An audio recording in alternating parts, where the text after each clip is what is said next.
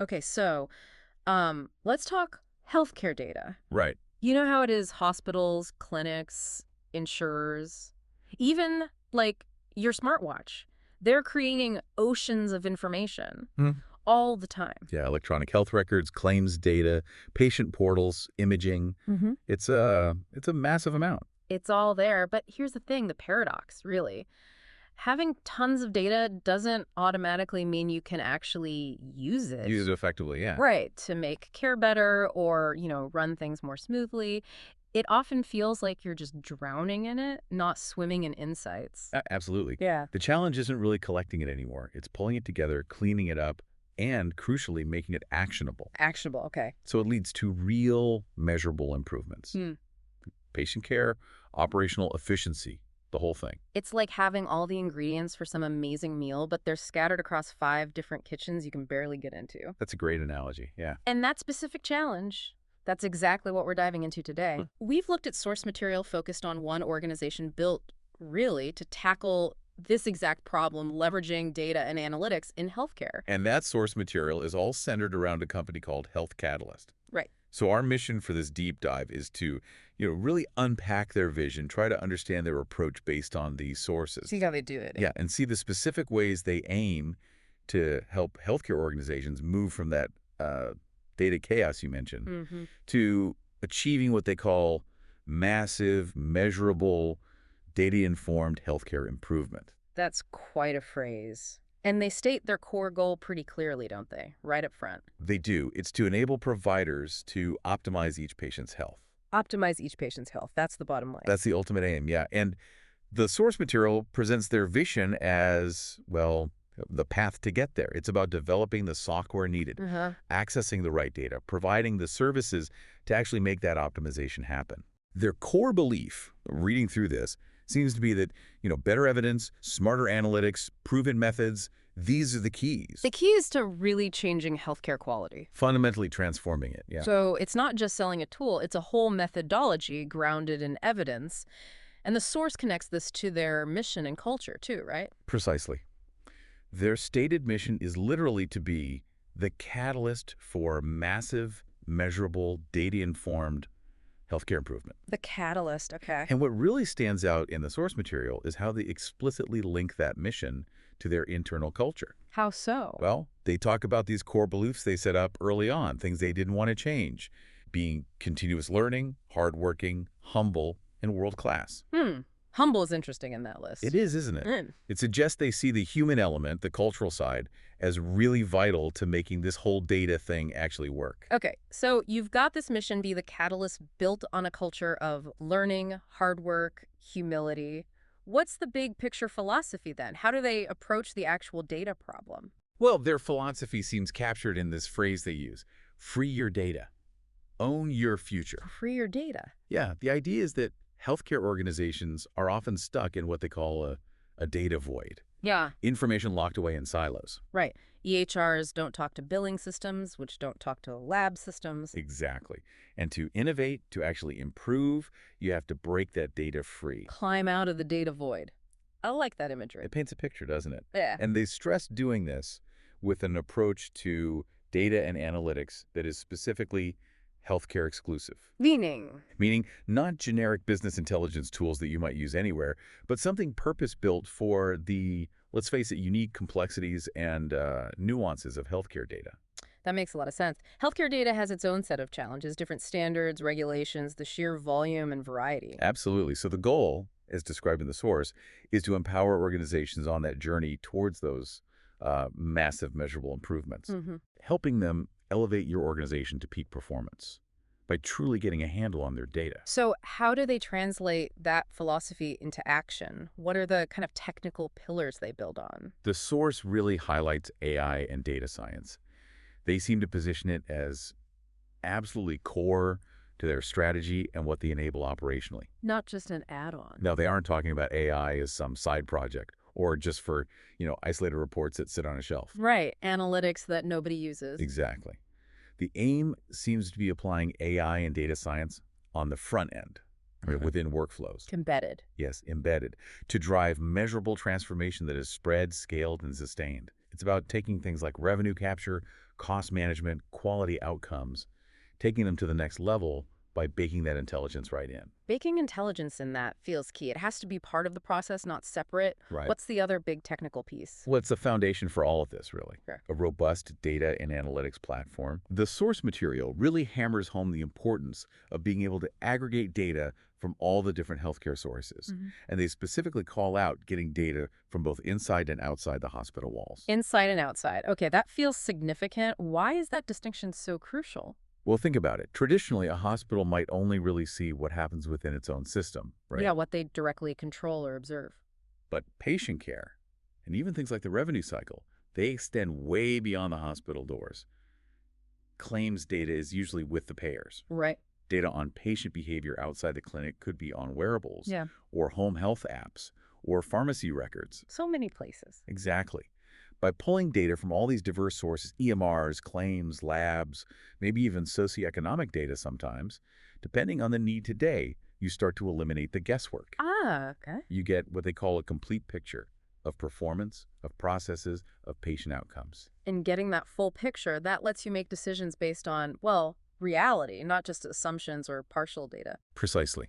It's about arming everyone on the team, from clinicians at the bedside to administrators in the back office, with relevant insight right where they need it when they need it. Okay, so that platform and the AI focus, they lay the groundwork. The source material then drills down into specific areas where they apply this.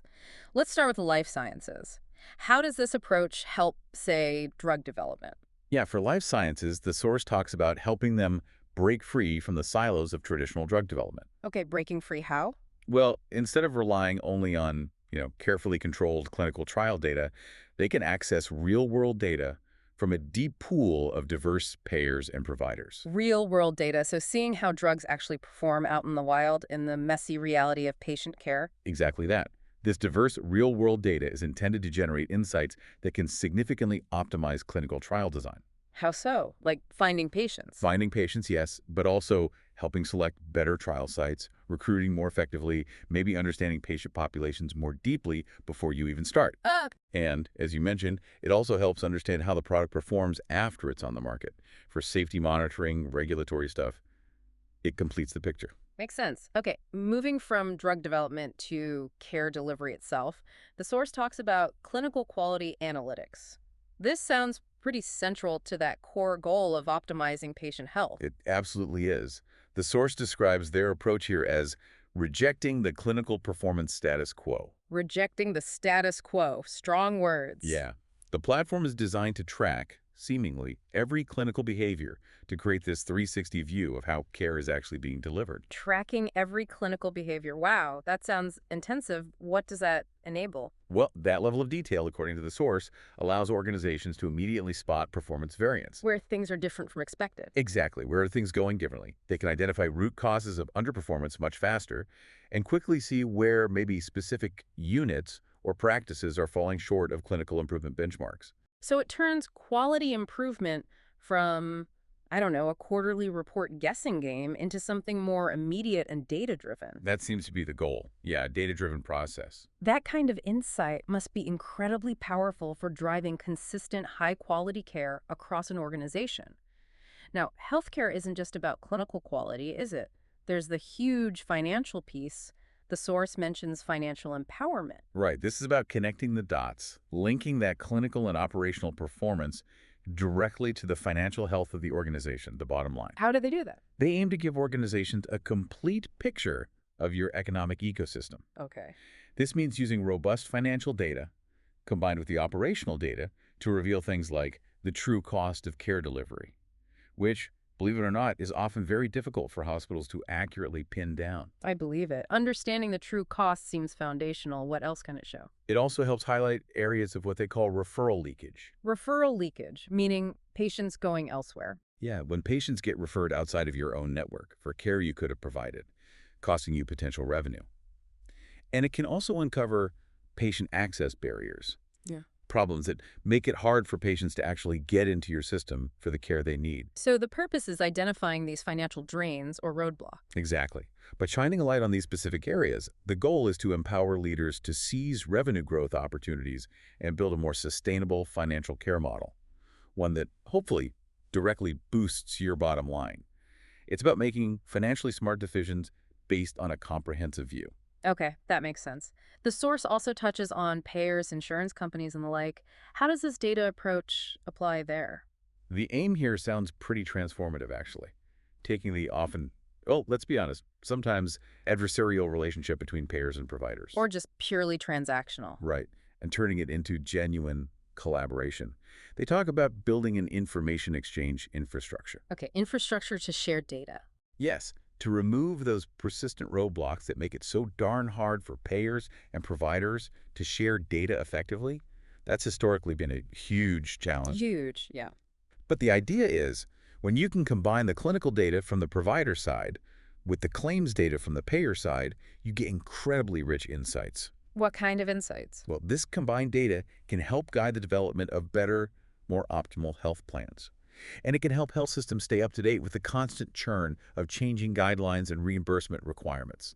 It helps align incentives and understanding. Aligning incentives, that seems key for things like population health. That's another area the source mentions. Yes, absolutely. And the language they use here is about helping organizations eliminate the population health guesswork. Okay. They encourage organizations to own your value-based care future with a comprehensive solution. Value-based care. That's where you get paid more for keeping populations healthy rather than just for doing more procedures, right?